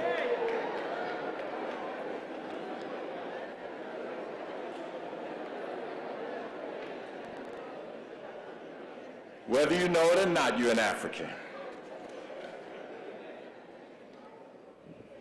If you didn't get a hug, you're in the wrong place. If you can't get a hug here, you better see our keynote speaker so she can give you some therapy. Okay, this is the place you can get a hug. Listen, I need the timekeeper to let me know when 8 minutes is up. I have an 8-minute presentation, and then I'm going to take the offering. Okay, first of all, Brother Alton, if we talk about why he deserves his license back, Brother Jeffries already said it, you know, he's an innocent man, but he's way beyond innocent. The brother was a defender and is a defender of our community. He practiced his craft excellently, and he practiced it with a great deal of integrity. You never heard about anybody saying Alton Maddox took my money and didn't do my case for me. More often you would hear Alton Maddox took my case even though I didn't have any money. One of the cases I think of right away, we've heard Dr. Clark's name mentioned, was the case of the Schomburg. Anybody remember that? The Schomburg Coalition. Had been a Sister Jean, had been the curator there for years and years and years. Assisted Professor Clark and our scholars to get to that information that they needed in order to raise up our consciousness. All of a sudden, the Schomburg got rid of her and put in a white curator. People demonstrated. Brother Charles Barron went to jail about it. Brother Preston Wilcox went to jail, and many of you were probably out there on the front lines. I know that the Dixes and myself and others, we went out to that guy's house, that curator's house, at 4 or 5 o'clock in the morning one time with a demonstration. But the key came with a legal case, in which Alton was able to win. And most of us don't even know about it, but it made probably the front page, but it certainly made the New York Law Journal. So that proves my first points. One, there wasn't anybody to pay him for the Schomburg Coalition, doing those things for no money, practicing his craft so excellently that it made an issue that most whites would consider a non-issue worthy of being on the front page of their New York Law Journal. It really only goes to show what our brother said in that poem, If We Must Die. You know, you can make the beast honor you by standing up. Secondly, he saved lives. You know, this is abstract unless you have a child or unless you are in a sling. You know, I'm in a church, so I say unless you are in a sling. Okay? But some names we probably forget. How many of us remember Andre Nichols? Andre Nichols was a young teenage boy. The police had a gun, they had a confession, and they had the boy. Alton Maddox took that case, and he walked that boy out of that courtroom. Innocent. He was able to prove that that cop, that priest, had attempted to sexually assault this young man. How many of you remember the case of Edmund and Jonah Perry? Some of our community's best. They call them prep school graduates. One of them had gone to Exeter. You know, Exeter is this top academy. And a cop shot one dead, and then some days to weeks later, they claimed that his brother had been with him at the time that they shot him dead. And instead of having to answer our community of why they shot an unarmed, young, excellent college student, all they had to do was say, those young men were trying to rob the cop. Well, when Alton got through with them, he was able to prove what that cop was in that park for, and he was able to prove that he was drunk, and he was able to get off the one that was still alive. He couldn't bring back Edmund. Edmund was dead, but he kept them from also swallowing up Brother Jonah Perry. Alton saved lives and saved the lives of our best. How many of you remember the case of Reverend Sharpton? Listen. The case of Reverend Sharpton should be studied. The summation alone, Brother Clemson Brown is here. That summation should be studied by anybody that wants to be an excellent practitioner in the courtroom. How many counts was it? 67? 67 counts of fraud and stealing and extortion they had against them. They had, whenever they would come up, they would have a mound of papers this high. And Alton would get up there and start challenging those papers, and when they'd finish, the person would have like a stack of 2 or 3. Seriously. And when he got to the summation, Alton walked up and down that floor. You remember that a couple of weeks before that, they broke into a car and stole Alton's briefcase with the papers from that case.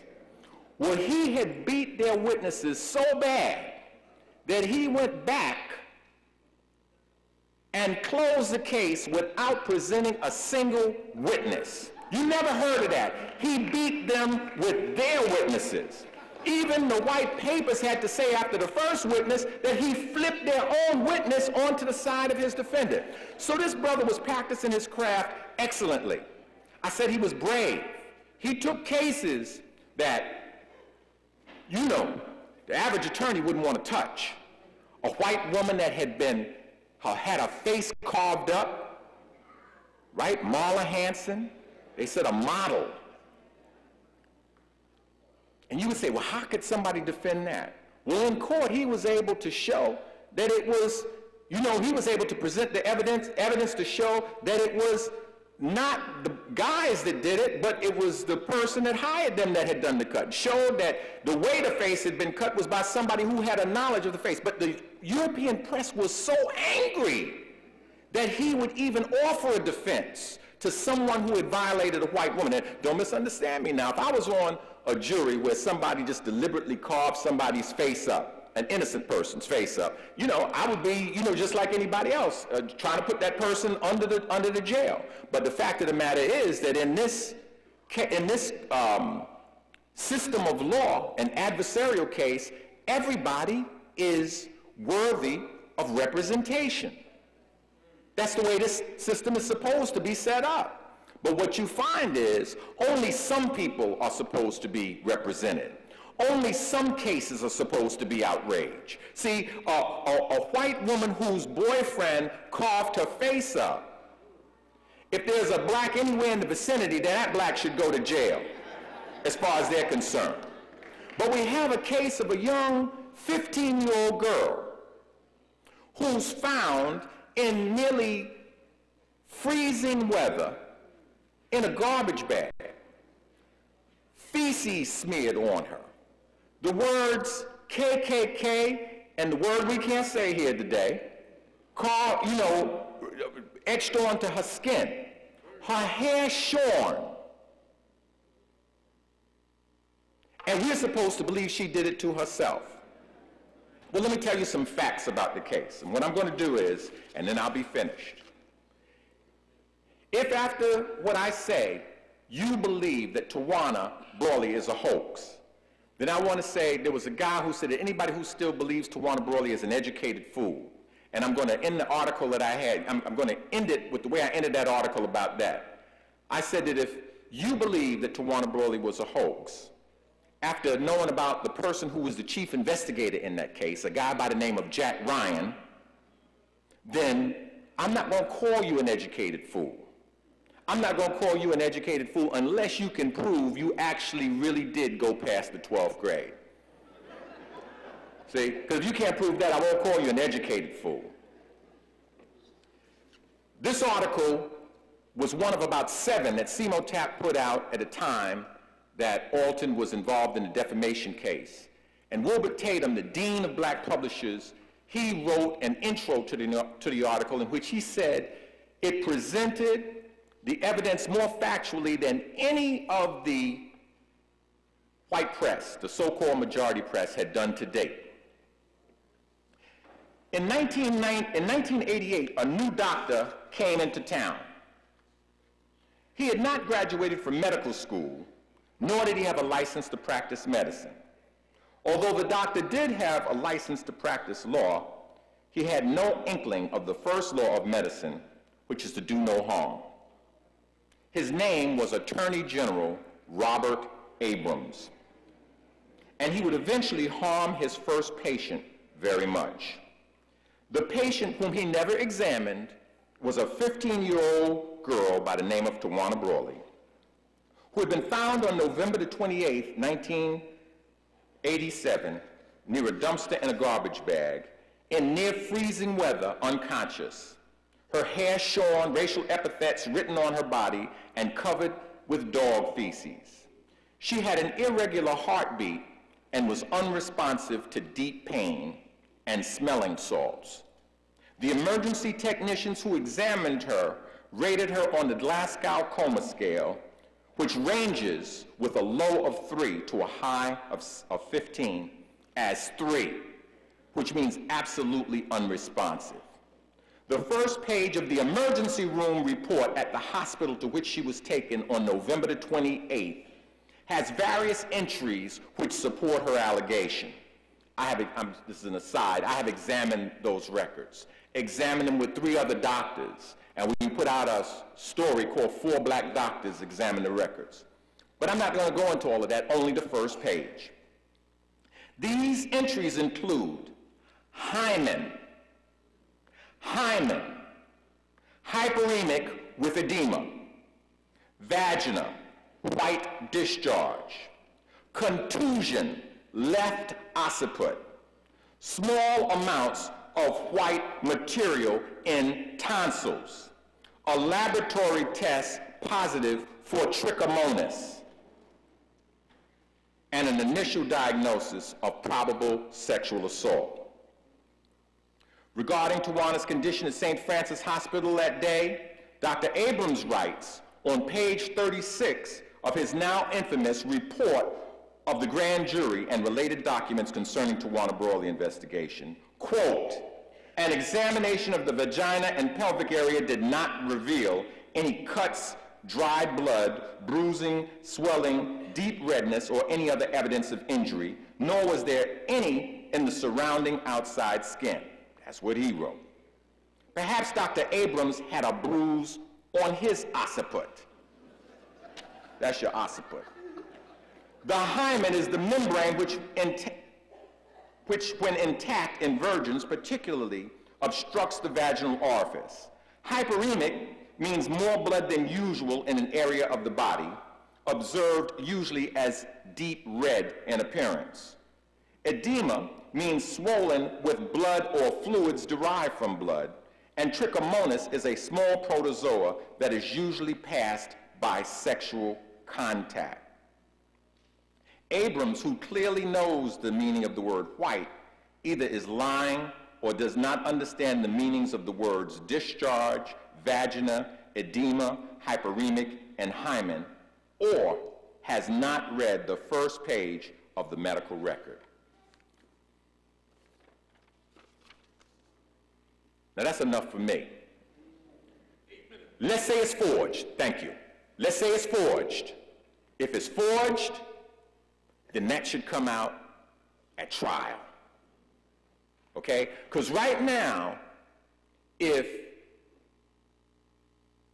and I'm making no disparaging remark about the homeless, I'm just trying to make if a homeless woman in Ohio said that at, what time is it now?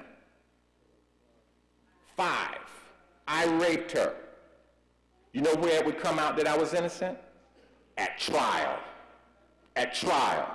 It would never be tried in the newspapers, even though you have witnesses that I was standing right here at this podium at this time. It would come out in trial.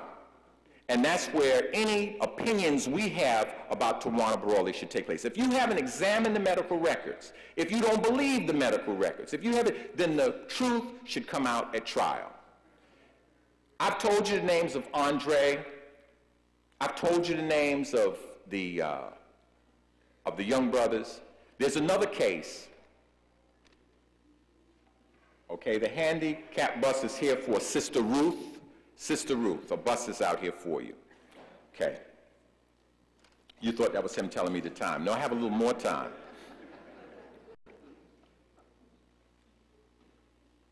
You know, you can't let anybody hypnotize you. This community was outraged, and they were outraged for months. Even when they came with all that foolishness, when Utrice Lee did her investigation and put that information in the City Sun, the community was outraged. But all they did was just keep saying hoax, hoax, hoax. They'd bring one Negro after another out to tell you hoax, and then pretty soon you got tired of hearing it. And pretty soon we started acting like it was a hoax. But Tawana Brawley was Maddox's finest hour.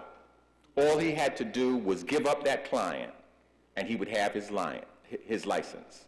All he had to do is give up that client, and he could have a lucrative practice, all right, piling in the money, and he wouldn't be in the straits that he's in.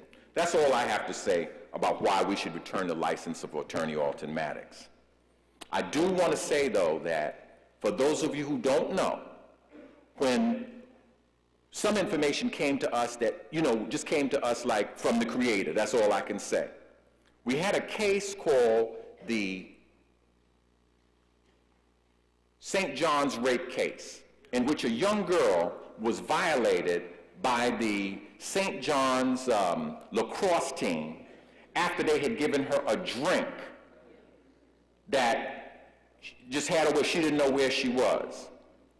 And we used to go to community. Cal Taylor led some demonstrations for 40 weeks around that case. And there came a certain point where we had to go talk to the district attorneys, and a man came down, a person you call a flat catcher. He's the one who comes down so that the big boss don't have to get it. And his name was Jack Ryan. Well, when we had the case, nobody knew who Jack Ryan was. We all talked to him. But when the defamation trial came, in which they said, black man, you have defamed these white men. You have taken this good assistant district attorney and this good police officer and this good state trooper and claimed that they did things that they couldn't possibly do. So you need to pay some money because you have defamed them.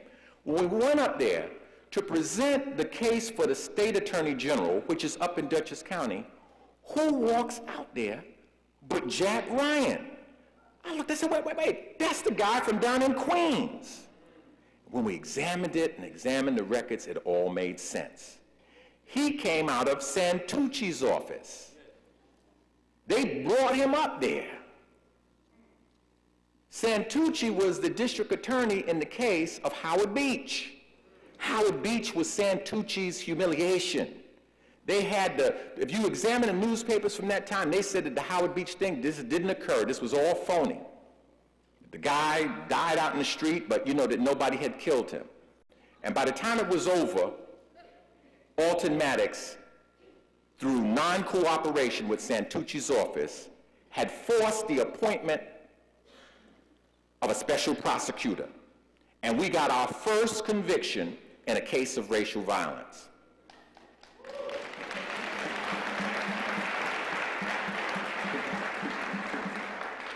How does he end up being the person, the chief investigator in that case?